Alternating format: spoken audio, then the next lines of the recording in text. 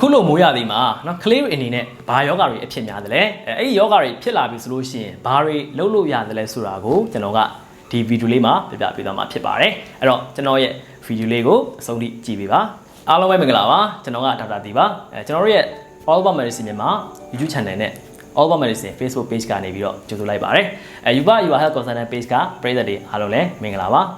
ဒီနေ့ဗီဒီယိုလေးမှာတော့ကျွန်တော်ကဘာအကြောင်းကိုပြောမလဲဆိုလို့ရှိရင်ဒါအခုဆိုမိုးရသည်ရောက်ပြီအခုလိုမိုးရသည်မှာเนาะကလေးတွေเนาะဖြစ်များတဲ့ယောဂတွေရှိတယ်အဲ့ဒီအဖြစ်များတဲ့ယောဂတွေဘာတွေဖြစ်ကြသလဲအဲ့လိုယောဂတွေဖြစ်ပြီဆိုလို့ရှိရင်ဘာတွေလုပ်လို့ရတယ်လဲဆိုတာကိုကျွန်တော်ကပြောပြပေးသွားမှာဖြစ်ပါတယ်အဲ့တော့ကျွန်တော်ရဲ့ဗီဒီယိုလေးကိုမစခင်မှာကျွန်တော်ရဲ့ YouTube channel လေးကို subscribe လုပ်ရသေးဘူးဆိုလို့ရှိရင် subscribe လေးလုပ်ပေးကြပါဦးnotification bell လေး on ပေးထားပါဦးနောက်ပြီးတော့ဒီကျွန်တော်ရဲ့ Facebook page လေးကို like follow မလုပ်ရသေးဘူးဆိုလို့ရှိရင်လည်း like follow လုပ်ပေးကြပါဦးလို့ပြောရင်းနဲ့ကျွန်တော်ရဲ့ video လေးကိုစပြုလိုက်ပါမယ်အခုလိုမွေးရသည်မှာဒါကလေးတွေမှာအဖြစ်များတဲ့ယောဂတွေအများကြီးရှိတယ်အဲ့ဒီထဲမှာဒါကျွန်တော်ပြောမဲ့ပထမဆုံးယောဂကတော့ဒါတုပ်ကွေးပေါ့နော်ရာသီတုပ်ကွေးပေါ့အခုဆိုတာကလေးတွေအဖြစ်များတယ်လေနော်ကျွန်တော်ဆေးရုံဆေးကမ်းမှာဆိုလို့ရှိရင်ဒါကလေးလူနာတွေပြည့်ကျက်နေရပဲနော်ကလေးလူနာတွေမဟုတ်တာလူကြီးတွေလည်းဒါအဖြစ်များပါတယ်အဲ့တော့ဒီရာသီတုပ်ကွေးကဘာကြောင့်ဖြစ်တယ်လဲဆိုလို့ရှိရင်ဒီ influenza virus တွေကြောင့်ဖြစ်တာဖြစ်ပါတယ်နော်သူကဘယ်လိုကူးစက်တယ်လဲဆိုလို့ရှိရင်ကျွန်တော်တို့ဒီယောဂပိုးရှိတဲ့လူရဲ့နော်နှာစေးတာချောင်းဆိုးတာအဲ့ဒီဟာတွေနဲ့စင်ဒါတခြားလူစီကိုကူးစက်နိုင်ပါတယ်ဟုတ်ပြီအဲ့တော့ယောဂလက္ခဏာတွေနဲ့ဘာတွေဖြစ်မလဲဆိုလို့ရှိရင်ကိုယ့်ရဲ့ကလေးကနော်ဖျားမယ်နော်ဖျားမယ်နှာစီးမယ်ချောင်းဆိုးမယ်ပြီးရင်ဒီလေကြောင်းရမယ်ဒါတွေဖြစ်နိုင်ပါတယ်အဲ့တော့ဒီရာသီတုပ်ကွေးကကာကွယ်ဆေးရှိသလားဆိုလို့ရှိရင်ရာသီတုပ်ကွေးကာကွယ်ဆေးရှိပါတယ်ကျွန်တော်တနေ့တစ်ခါထိုးရပါတယ်ဟုတ်ပြီအဲ့တော့ဒီတုပ်ကွေးကာကွယ်ဆေးလည်းထိုးထားတယ်နော်တခြားနည်းလမ်းနဲ့ဘလို့မကူးစက်အောင်လုပ်လို့ရသေးတယ်လဲဆိုလို့ရှိရင်เนาะကျွန်တော်တို့ကဒီကိုဗစ်တုန်းကဒီကာကွယ်တဲ့နည်းလမ်းတိုင်းပဲခက်ခွာနေမယ်6ပေအကွာနေမယ်နောက်တစ်ခုကကိုခါတောင်အားရှိအောင်ကလေးကိုအမြဲကျွေးမယ်เนาะကြက်ဥကျွေးမယ်ကြက်သားကျွေးမယ်လိုအပ်လို့ရှိရင်ဒီအားသေးတွေတိုက်မယ်ဒါတွေကိုလုပ်ပြီးလို့ရပါတယ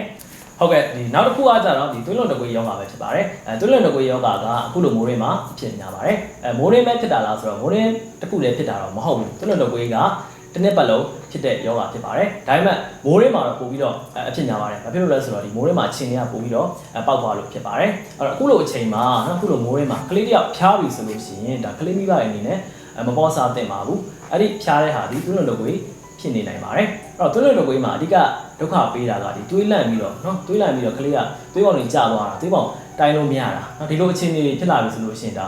အသက်အန္တရာယ်ဖြစ်နိုင်တဲ့အခြေအနေတစ်ခုဖြစ်ပါတယ်နော်အဲ့ဒါကဒါတော့ကလေးတွေတော်တော်လေးဒုက္ခပေးပါတယ်နော်အဲ့တော့ဒီသွေးလွန်တုပ်ကွေးနဲ့ပတ်သက်ပြီးတော့လည်းဒါအသေးစိတ်ပြောထားတဲ့ဗီဒီယိုကိုကျွန်တော်တို့ရဲ့ဒီ channel Facebook page မှာတင်ထားပေးတာရှိပါတယ်အဲ့ဒီမှာဝင်ကြည့်လို့ရပါတယ်ဟုတ်ပြီအဲ့တော့ဒီသွေးလွန်တုပ်ကွေးကဘာကြောင့်ဖြစ်တယ်လဲဆိုလို့ရှိရင်ခြင်ကိုက်လို့ဖြစ်တာပေါ့နော်ဒါ AIDS ခြင်ကိုက်လို့ဖြစ်တာဖြစ်ပါတယ်အဲ့တော့ခြင်ကြားကိုက်တာပေါ့နော်အဲ့တော့ကိုစီမှာဒီယောဂရှိတယ်အဲ့လူကိုခြင်ကြားကိုက်လိုက်တယ်ပြီးရင်တခြားကလေးကိုတွားကိုက်လိုက်တဲ့အခါမှာဒါသွေးလွန်တုပ်ကွေးဥဆက်နိုင်ပါတယ်နော်အဲ့တော့သွေးလွန်တုပ်ကွေးဖြစ်ပြီဆိုလို့ရှိရင်ဒါယောဂလက္ခဏာတွေနဲ့ဘာတွေဖြစ်နိုင်တယ်ဆိုလို့ရှိရင်ဖျားမယ်နော်ဖျားမယ်နောက်ဒီအဆစ်တွေကိုက်မယ်ကြွသားတွေနာမယ်ခေါင်းရမ်းကိုက်မယ်နောက်ပြီးနှုံးမယ်နော်နောက်ကဒီနှာခေါင်းသွေးရှန်တာသဘုံသွေးပါဒါတွေဖြစ်နိုင်ပါတယ်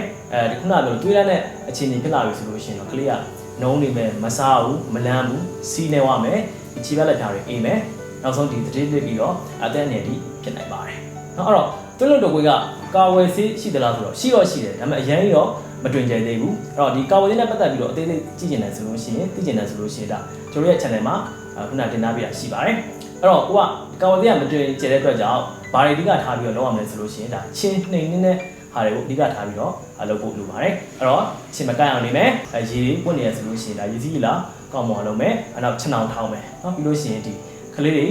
ကြောင်းသွားမယ်တို့မအိမ်မှာပဲနေမယ်ဆိုလို့ရှိရင်အင်ကြီးလက်ရှိဘောင်းမလက်ရှိတွေဝတ်ထားပေးဖို့လိုပါတယ်ဟုတ်ကဲ့ဒီနောက်ထပ်ယောဂတစ်ခုကတော့ဒီငှက်ဖျားယောဂပဲဖြစ်ပါတယ်ငှက်ဖျားယောဂကကြတော့ဒီငှက်ဖျားဒေသမှာနေတဲ့ကလေးမှာပို့ပြီးတော့အဖြစ်များပါတယ်အဲ့ငှက်ဖျားယောဂဆိုတာကနော်ဒီခြင်ကိုက်လို့ပ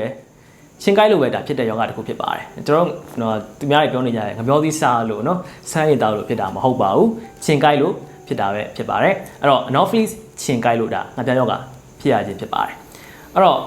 ့တော့ခြင်မကိုက်အောင်ဒါကူးဆိုင်ဖို့လိုတာပေါ့နော်အဲ့တော့ဒီခြင်ကိုက်ပြီးနော်ငှက်ဖျားယောဂဖြစ်ပြီဆိုလို့ရှိရင်ဒါဘလို့လက္ခဏာတွေဖြစ်နိုင်တယ်လဲဆိုလို့ရှိရင်ဖျားမယ်နော်သူရဲ့ဖျားတဲ့ပုံစံလေးကနည်းနည်းလေးထူးဆန်းတယ်သူအချိန်မှန်ဖျားတယ်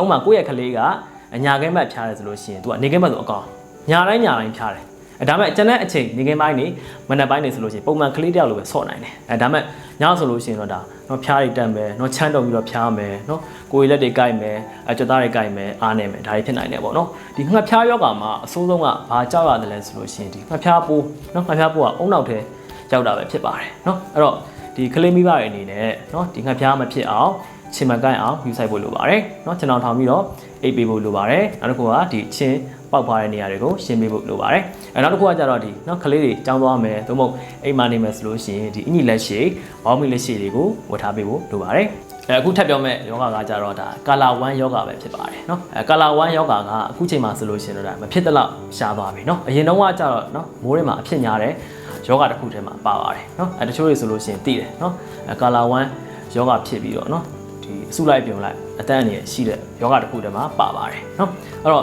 ဒီကာလာ1ယောဂကဘာကြောင့်ဒီအတန်းအနေနဲ့ရှိတယ်လဲဆိုလို့ရှိရင်သူက1အရန်သွားတာเนาะ1သွားပုံ1သွားနေရဝေါကနေသွားတာเนาะအဲ့တော့အဲ့လိုကြီးသွားတဲ့အတွက်ကြောင့်သွေးပေါင်တွေကျပြီးတော့เนาะအတန်းအနေနဲ့ရှိကြတာပဲဖြစ်ပါတယ်အခုချိန်မှာကျတော့မဖြစ်တဲ့လောက်ကိုဒါရှားသွားပါပြီအဲ့တော့ကာလာ1ယောဂဒီကာလာ1ယောဂပိုးကြောင့်ဖြစ်တာပဲဖြစ်ပါတယ်အဲ့တော့အခုဆိုလို့ရှိရင်ဒါကာဝယ်သေးလဲရှိနေပြီနောက်ဘလို့နီလန်းအနေနဲ့ဒါမဖြစ်အောင်ကာဝယ်လို့ရသေးလဲဆိုလို့ရှိရင်တော့သူကဒီမတတ်တဲ့အစားအသောက်တွေရေတွေကနေပြီးတော့တဆင့်ကူးဆက်တာဖြစ်တဲ့အတွက်ကြောင့်အဲ့လိုမတတ်တဲ့အစားအသောက်တွေမစားဘူးเนาะအသားသိန်း5သိန်းတွေကိုမစားဘူးနောက်တစ်ခုကရေကိုအကျိုးချက်ပြီးတော့တောက်မယ်နောက်တစ်ခုကဒီကာဝယ်သေးလဲထိုးလို့ရတဲ့အတွက်ကြောင့်လိုအပ်လို့ရှိရင်ကာဝယ်သေးထိုးရတာလုပ်လို့ရပါတယ်။ဥယောင်ငန်းဖျားယောဂါကလည်းပဲဒီမွေးရသည်မှာအဖြစ်များတဲ့ယောဂါထဲမှာပါပါတယ်။ဥယောင်ငန်းဖျားယောဂါကကြတော့ဒီဆယ်မိုနယ်လာလို့ခေါ်တဲ့ဒီပိုးကြောင့်ဖြစ်တာပဲဖြစ်ပါတယ်เนาะအဲ့ဒီပိုးကဘယ်နေရာမှာရှိတယ်လဲဆိုလို့ရှိရင်ဒီမတန့်တဲ့အစားအသောက်တွေဒီမတန့်တဲ့ရေတွေမှာရှိတတ်ပါတယ်เนาะအဲ့တော့ဒီဆယ်မိုနယ်လာပိုးခန္ဓာကိုယ်ထဲဝင်လာပြီးကိုယ့်ရဲ့ကလေးငယ်မှာဥယောင်ငန်းဖျားဖြစ်သွားပြီဆိုလို့ရှိရင်ဘယ်လိုလက္ခဏာတွေပြတယ်လဲဆိုလို့ရှိရင်ဖျားရပါတယ်เนาะအဲ့ဒီဖျားတဲ့ဟာကထူးခြားတယ်ဘယ်လိုထူးခြားသလဲဆိုလို့ရှိရင်ခန္ဓာကိုယ်မှာကအဖျားတက်လေသွေးခုန်လုံးကအမြန်လေးဖြစ်ပါတယ်ဒါပေမဲ့ဥယောင်ငန်းဖြစ်ပြီဆိုလို့ရှိရင်တော့အဖျားဘလောက်တက်သွေးခုန်လုံးကလိုက်ပြီးတော့တက်လေးမရှိဘူးเนาะအဲ့လိုမျိုးဆိုလို့ရှိရင်ဒါဆရာအောင်နေအနေနဲ့ဥယောင်ငန်းဖြစ်နေနိုင်တယ်လို့ယူဆမျိုးရှိပါတယ်ဟုတ်ပြီနောက်တစ်ခုကတော့ဒီဘိုက်အောင်မယ်ပေါ့เนาะပြင်ခေါင်းကိုက်မယ်ဒါတွေဖြစ်နိုင်ပါတယ်เนาะနောက်တစ်ခုကဒီဥယောင်ငန်းဒီပိုးကတဲကြီးအိမ်မှာသွားပြီးတော့ခိုအောင်နိုင်ပါတယ်အဲ့တော့လိုအပ်လို့ရှိရင်တော့ဒီတဲကြီးအိမ်ထုတ်ရတာမျိုးရှိပါတယ်ဟုတ်ပြီအဲ့တော့ဒီယောဂမဖြစ်အောင်ဘယ်လိုကြိုတင်ကာကွယ်မလဲဆိုလို့ရှိရင်ဒီပိုးကမတတ်တဲ့ပတ်ဝန်းကျင်မှာရှိတဲ့အတွက်ကြောင့်ကိုယ်တန်ရှင်းရေးကိုဂရုစိုက်မယ်နောက်ဒီကြက်ဥတွေစားမယ်เนาะကြက်ဥကိုပြုတ်လိုက်ပြီဆိုလို့ရှိရင်တော့ဒါတိကျ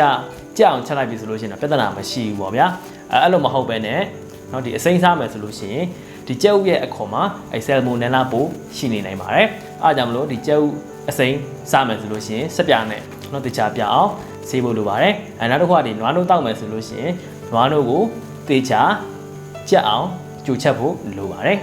ဟုတ်ကဲ့နောက်ထပ်အဖြစ်များတဲ့ယောဂတစ်ခုကတော့ဒီ one piat one shot ယောဂပဲဖြစ်ပါတယ်เนาะဒီ one piat one shot ယောဂကလည်းပဲဒါမိုးရင်းမှာအဖြစ်များတဲ့ယောဂတစ်ခုတည်းမှာပါပါတယ်เนาะဒီ one piat one shot ယောဂကိုဖြစ်စေတဲ့ဒီ bacteria တွေ virus တွေအများကြီးရှိပါတယ်ကလေးတွေမှာဆိုလို့ရှိရင်တော့ဒါ rotavirus ကเนาะone piat one shot ယောဂကိုဒါအဖြစ်များစေပါတယ်เนาะအဲဒီ rotavirus အတွက်လည်းပဲဒါကာဝယ်ဆေးထိုးလို့ရပါတယ်အဲ့တော့လက္ခဏာရဲ့အနေနဲ့ဘာတွေဖြစ်မလဲဆိုလို့ရှိရင်ကလေးကဝမ်းသွားမယ်เนาะအန်မယ်ဘိုက်အောင်မယ်ဒါတွေဖြစ်နိုင်ပါတယ်เนาะအရန်ဝမ်းသွားမယ်အန်နာများမယ်ဆိုလို့ရှိရင်တော့ဒါသွေးပေါင်ကျပြီးတော့เนาะအသက်အနေနဲ့ဖြစ်နိုင်ပါတယ်အဲ့တော့ကလေးမေမေအနေနဲ့ဒါကိုပေါ်ဆာတင်လို့မရပါဘူးเนาะတစားရပါတယ်တခြားတိုက်ဖို့လိုပါမယ်ဆေးရုံဆေးကပြဖို့လိုပါမယ်เนาะနောက်တစ်ခုကဒီဘက်တီးရီးယားတွေ virus တွေကမတတ်တဲ့ပတ်ဝန်းကျင်မှာရှိရတဲ့အတွက်ကြောင့်မို့လို့ဒီမတတ်တဲ့အစားအသောက်တွေကိုမစားရပါဘူးတကိုယ်တန်ရှင်းရေကိုဂရုစိုက်ဖို့လိုပါမယ်နောက်တစ်ခုကဒီလက်ကိုသိချာစီကြောဖို့လိုပါမယ်เนาะပြီးဒီအသားသိန်း5သိန်းတွေကိုမကင်သင့်ပါဘူး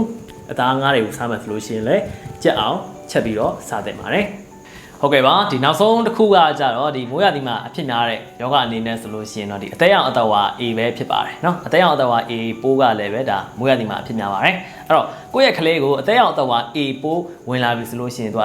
အသက်ထိတာပေါ့เนาะဆိုတော့အသက်ရောင်မယ်အသက်ရောင်တဲ့အခါမှာဒါဘိုက်အောင်မယ်เนาะဘိုက်အောင်မယ်ဖျားကောင်းဖျားနိုင်တယ်နောက်တစ်ခုကဒီဝါတယ်ပေါ့နော်မျိုးလုံးဝါတာရှိမယ်တကိုယ်လုံးဝါတာရှိမယ်စီးဝါတာရှိမယ်ပေါ့နော်ဆိုတော့ဒီအသက်ရောင်အသက်ဝါ A ပိုးကလည်းပဲဒါအစားတော့မတန်နာကနေတစ်စင်ကူးဆက်နိုင်တာပဲဖြစ်ပါတယ်နောက်တစ်ခုကဒီအသက်ရောင်အသက်ဝါ A ပိုးအတွက်ကာဝယ်ဆေးထိုးလို့ရပါတယ်အဲ့တော့အစားတော့မတန်လို့ရှိရင်ဖြစ်တဲ့အတွက်ကြောင့်